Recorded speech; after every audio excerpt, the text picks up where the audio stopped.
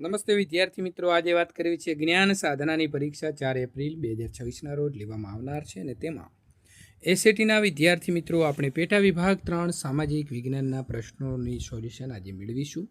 એ પહેલાં ચેનલની અંદર પ્રથમ વખત આવ્યા છો તો ચેનલને ખાસ સબસ્ક્રાઇબ કરી તમારા મિત્રો સુધી આ વિડીયો શેર કરવાનું ભૂલશો નહીં। તો સામાજિક વિજ્ઞાનના આપણે આજે પ્રશ્નો જોઈવાના છીએ। પ્રશ્ન નંબર 1, નીચેનામાંથી કોણ 7 વર્ષ કે તેથી વધુ વર્ષની સજા અને અમર્યાદિત રકમનો દંડ કરવાની પણ સત્તા ધરાવે છે? તો વિદ્યાર્થી મિત્રો, chief judicial magistrate, additional chief judicial magistrate અને મેટ્રોપોલિટન મેજિસ્ટ્રેટ। તો પહેલામાં આપણો સાચો જવાબ જે છે તે આવે છે ડી, PQR એટલે કે 3 એટલી સત્તા ધરાવે છે।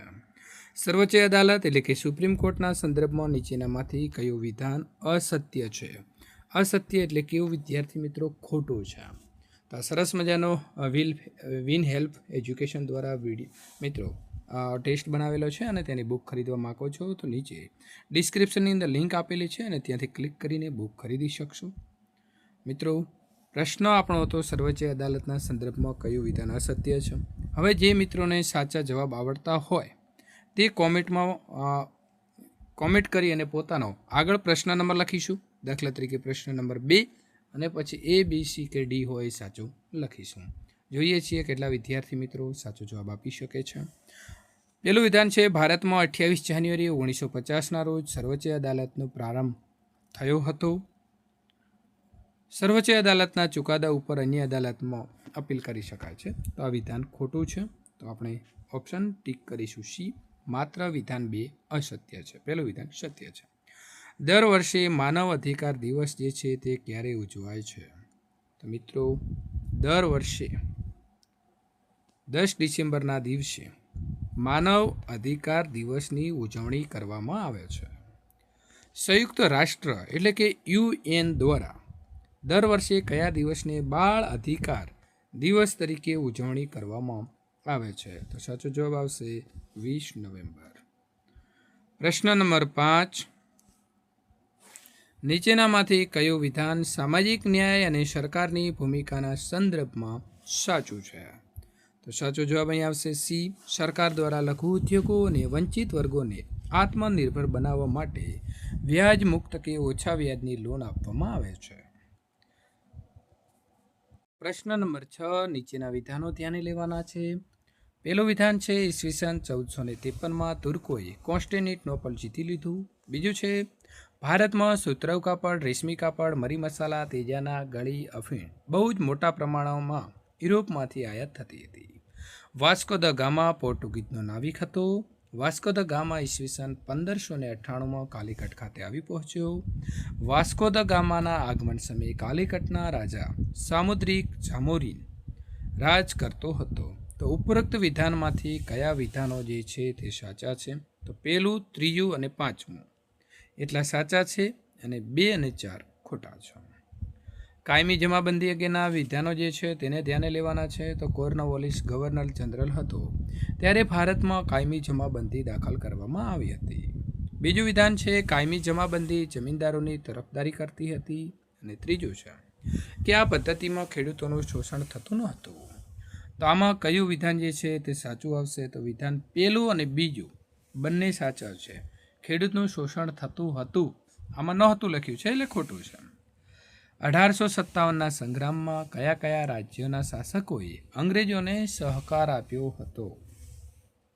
તો હૈદરાબાદ, ગ્વાલિયર, પટિયાલા અને ઇન્દોર 4 જે છે તે અંગ્રેજો સાથે જોડાયેલા હતા। તો ઓપ્શન આવશે ડી। બંધારણની કઈ કલમ અનુસાર રાજ્યના સંદર્ભમાં મૂળભૂત હકોના રક્ષણની બાબતમાં આદેશો અને હુકમો જારી કરવાની સત્તા વડી અદાલતને આપવામાં આવી છે? તો સાચો જવાબ મિત્રો આવશે 226। અહીં તમને એક હિન્ટ આપી દઉં છું કે જો રાજ્યની વાત કરવામાં આવી હોય તો આવશે કલમ નંબર 226 અને જો દેશની વાત, કેન્દ્રની વાત કરવામાં આવી હોય અને વડી અદાલતના બદલે જો સર્વોચ્ચ અદાલત હોય તો સાચો જવાબ આવશે કલમ 32। ખાસ યાદ રાખવાનું। ભારતના કોલસા ઉત્પાદન ક્ષેત્રે અને રાજ્ય અંગેના યુગમાં ધ્યાને લો। તો અહીં બોકારો છે તો ઉત્તર પ્રદેશ, રાણીગંજ તો આવશે પશ્ચિમ બંગાળ અને ઝરિયા તો આવશે ઝારખંડ. તો આમાંથી કયા વિધાનો સાચા છે? તો બીજું અને ત્રીજું વિધાન સાચું છે. ભારતમાં સનદી સેવાઓ શરૂ કરનાર ગવર્નર જનરલ કોણ હતા? તો આવશે કોર્નવાલિસ.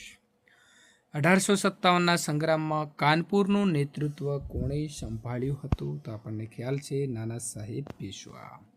કઈ જમીન રેગુરના નામે પણ ઓળખાય છે? તો આ તો દરેક વિદ્યાર્થીને આવડશે. ફટાફટ કોમેન્ટમાં જવાબ 13 નંબર લખી અને પાછળ જવાબ લખીશું. તો 13માં સાચો જવાબ આવે છે સી. પ્રશ્ન નંબર 14. નીચેનામાંથી કયું સંસાધન પુનઃ પ્રાપ્ય એટલે કે અક્ષય છે? તો સાચો જવાબ શું આવશે? તો આ પણ તમને ફટાફટ આવડી જશે કે સૌર ઉર્જા. જે અખૂટ છે તેને આપણે પુનઃ પ્રાપ્ય કહીશું અને જે ખૂટી જાય એવા છે તેને પુનઃ અપ્રાપ્ય કહીશું. ભારતીય બંધારણ સભાના કાયમી અધ્યક્ષ કોણ હતા? તો ડૉક્ટર રાજેન્દ્ર પ્રસાદ. ગ્રામીણ વિસ્તારોમાં 100 દિવસની રોજગારીની બોયધરી આપતી યોજના કઈ છે? તો આવશે મનરેગા. વિદ્યાર્થી મિત્રો, તો આનું પણ અત્યારે ચાલુ સરકારે નામ જે છે તે ચેન્જ કરી દીધું છે. જિલ્લા કક્ષાએ પોલીસ વડાને કયા ટૂંકા નામે ઓળખવામાં આવે છે? તો ડીએસપી, ડિસ્ટ્રિક્ટ સુપરિન્ટેન્ડન્ટ પોલીસ. પ્રશ્ન નંબર 18. કયા ઉદ્યોગને સનરાઇઝ ઇન્ડસ્ટ્રી તરીકે ઓળખવામાં આવે છે? તો સાચો જવાબ આવશે માહિતી ટેકનોલોજી. પ્રશ્ન નંબર મિત્રો 19. યુરોપિયન પ્રજા માટે ભારત આવવાનો જળમાર્ગ શોધવા શા માટે અનિવાર્ય બન્યો હતો? તો સાચો જવાબ આવશે સી. તુર્કોએ કોન્સ્ટેન્ટિનોપલ જીતી લીધું હતું. પ્રશ્ન નંબર 20. બિરસા મુંડાના નેતૃત્વમાં ચાલેલી ચળવળનો મુખ્ય હેતુ શું હતો? જવાબ આવશે સી. મુંડા રાજ સ્થાપિત કરવું. પ્રશ્ન નંબર 21. નીચેનામાંથી કઈ જોડ ખોટી છે? તો બ્રહ્મો સમાજ તો સાચી શું આવશે? રાજારામ મોહન રાય બરાબર છે.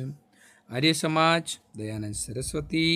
સત્યશોધક તો આવશે જ્યોતિબા ફૂલે અને રામકૃષ્ણ મિશન.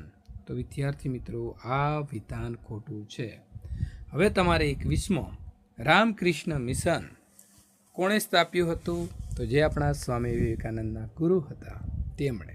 તો સાચું નામ તમારે પ્રશ્ન નંબર 21 લખી અને પાછળ સાચું નામ લખવાનું છે કે રામકૃષ્ણ મિશનની સ્થાપના કોણે કરી હતી. જોઈએ છીએ કેટલા વિદ્યાર્થીઓ સાચો જવાબ આપી શકે છે.